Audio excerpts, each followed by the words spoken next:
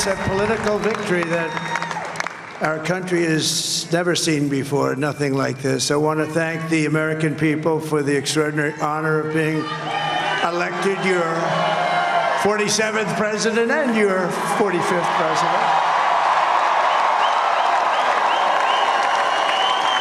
And every citizen, I will fight for you, for your family, and your future.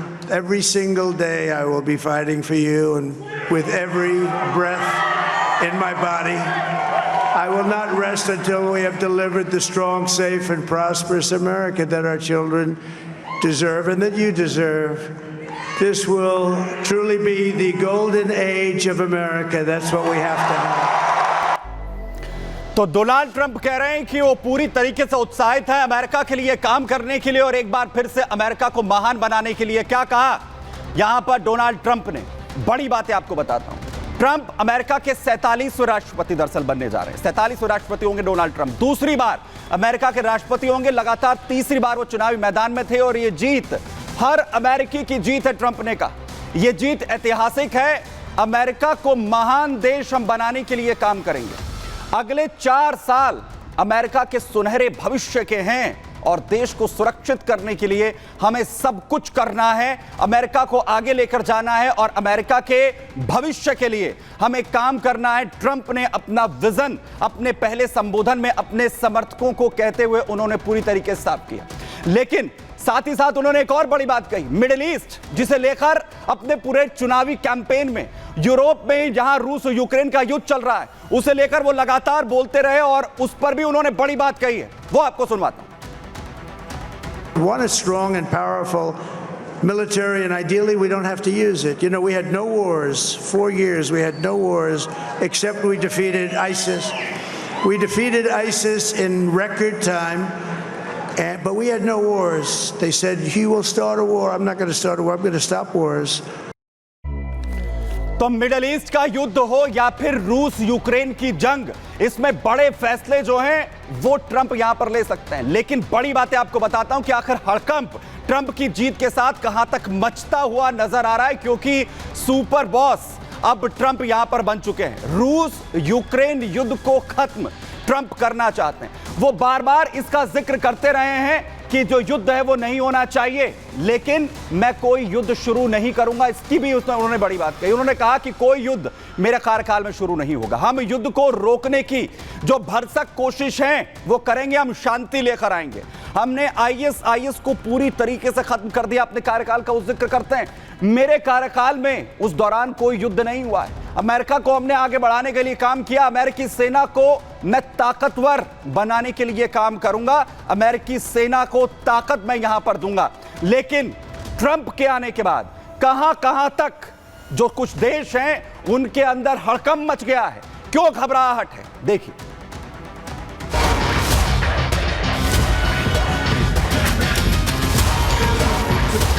Donald Trump ने अमेरिकी राष्ट्रपति चुनाव की जंग जीत ली है। ट्रंप की प्रतिद्वंदी कमला हैरिस कोई कमाल नहीं कर पाई है। अमेरिका की जनता ने ट्रंप को देश का 47वां राष्ट्रपति चुना है। ट्रंप के समर्थन में 277 इलेक्टोरल वोट पड़े हैं। ट्रंप का जादू चल गया है और दूसरी बार ट्रंप व्हाइट हाउस में एंट्री करेंगे। अमेरिका के मिस्टर प्रेसिडेंट का ताज ट्रंप के सिर पर सजेगा। लेकिन ट्रंप के चुनाव जीतते ही कई देशों में हड़कंप भी मच गया है। पाकिस्तान, ईरान, रूस, यूक्रेन, चीन, नॉर्थ कोरिया तक खतरे की घंटी बज गई है। सबसे पहले घबराहट तो ईरान की बढ़ गई है, क्योंकि ट्रंप हमेशा ही ईरान पर नजर टेढ़ी किए हुए हैं और ईरान के परमाणु कार्यक्रम पर निगाहें रही हैं। इजराइल को सीधा सीधा ट्रंप ईरान के परमाणु ठिकाने तबाह करने की सलाह दे चुके हैं और इजराइल हमेशा से अमेरिका का पक्का दोस्त रहा है। अब देखना यह है कि ट्रंप के आने के बाद मिडिल ईस्ट का यह तनाव और कितना बढ़ता है और ईरान पर ट्रंप का क्या रुख रहता है। वहीं पिछले 3 साल से जारी रूस यूक्रेन युद्ध पर ट्रंप कह चुके हैं कि हम जंग रुकवाने के पैरोकार हैं। ट्रंप के आने से जेलेंस्की को सबसे बड़ा झटका लगा है। अब यूक्रेन को मिलने वाले डिफेंस बजट में भारी कटौती संभव है। अमेरिका से यूक्रेन को हथियारों की सप्लाई बंद हो सकती है। ट्रंप की कोशिश होगी कि वो पुतिन को इनडायरेक्ट फायदा पहुंचाए। ट्रंप का मानना है कि नाटो में रहकर अमेरिका अरबों डॉलर बहाता रहा है। ट्रंप नाटो से बाहर निकलने का फैसला भी ले सकते हैं। इधर पाकिस्तान, सीरिया, इराक भी ट्रंप के टारगेट पर हैं। वहीं चीन और नॉर्थ कोरिया भी टेंशन में आ गए हैं, क्योंकि ट्रंप की पॉलिसी हमेशा से अमेरिका के प्रति साफ रही है और आज जीत के बाद ट्रंप कह भी चुके हैं कि अमेरिकी सेना की ताकत वो और भी बढ़ाएंगे। Bureau report, Republic Bharat. लेकिन सबकी निगाहें इस बात पर टिकी हैं कि ट्रंप राष्ट्रपति बन रहे हैं तो आखिर वो क्या कुछ जो है बड़ा करने वाले हैं। उनकी जीत के साथ ही आखिर क्या कुछ बड़ा यहां पर होने वाला है। ट्रंप जीत रहे हैं तो ट्रंप जीत रहे हैं, आगे क्या बड़ा करेंगे। सबसे बड़ा, जहां चीन के खिलाफ उनका सख्त रुख जिस पर पूरी दुनिया की निगाहें रह रही, वहीं नाटो से निकलने का फैसला भी संभव माना जा रहा है। इस पर भी एक बड़ा जो फैसला है वो ट्रंप ले सकते हैं। वहीं यूक्रेन को रक्षा मदद में कमी पर भी फैसला किया जा सकता है ट्रंप की तरफ से। और मिडिल ईस्ट की बात करें तो पॉलिसी में यहां पर भी बदलाव मिडिल ईस्ट को लेकर वो ट्रंप की तरफ से किया जा सकता है। मिडिल ईस्ट की जो सिचुएशंस है उस पर लगातार जो है वो बोलते रहे हैं और मिडिल ईस्ट में क्या पॉलिसी के अंदर यूक्रेन के इजराइल के साथ जिस तरीके से वो खड़े रहे हैं उसमें क्या बदलाव होगा, ये वो तमाम बड़ी बातें यहां पर जो है वो की जा सकती है। वही बड़ी अपडेट इस वक्त आपको बताऊं, जहां पूरी दुनिया से बधाई संदेश ट्रंप को मिलने शुरू हो चुके हैं। वहीं ट्रंप को जीत की बधाई रूस से नहीं आएगी। पुतिन ट्रंप को बधाई नहीं देंगे, रूस से बधाई जो है वो नहीं मिलेगी। ये बड़ी बात सामने आ रही है।